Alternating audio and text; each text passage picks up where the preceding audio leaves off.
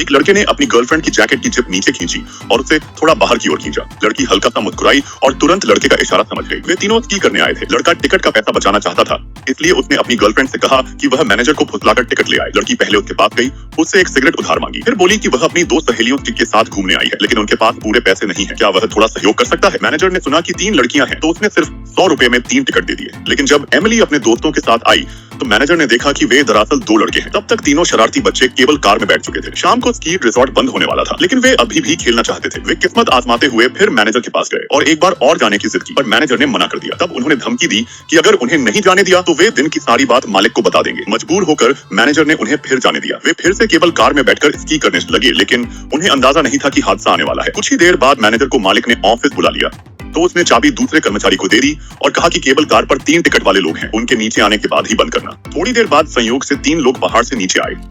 कर्मचारी ने समझा कि वही आखिरी 3 लोग हैं, इसलिए उसने बिजली बंद कर दी और चला गया। इस बीच केबल कार में बैठे तीनों हंसी मजाक कर रहे थे कि अचानक केबल कार रुक गई। उन्हें लगा शायद बिजली की छोटी सी समस्या है। उन्होंने खतरे को नहीं समझा। कुछ मिनट बाद स्की रिजॉर्ट की लाइटें एक एक करके बुझने लगी। तब उन्हें एहसास हुआ कि रिजॉर्ट बंद हो चुका है और वे केबल कार में फंस गए हैं। ये स्की रिजॉर्ट सिर्फ वीकेंड पर खुलता था और आज रविवार था। अब अगली बार शुक्रवार को ही केबल कार चलेगी, यानी उन्हें जिंदा रहने के लिए 5 दिन तक वहीं टिके रहना होगा। हालत और खराब हो गई जब आसमान से भारी बर्फ गिरने लगी। वे ऊंचाई पर बिना किसी सहारे के बैठे थे। ठंडी हवाएं हड्डियां जमा रही थी। वे बस एक दूसरे से चिपककर गर्मी लेने की कोशिश कर रहे थे। करीब 10-15 मिनट बाद पीछे से रोशनी दिखी। एक कर्मचारी बर्फ साफ करने के लिए केबल कार चला रहा था। उन्हें लगा जैसे जीवन की उम्मीद मिल गई हो। वे जोर जोर से चिल्लाने लगे, लेकिन ऊंचाई, तेज हवा और गाड़ी के शोर की वजह से ड्राइवर कुछ भी नहीं सुन पाया।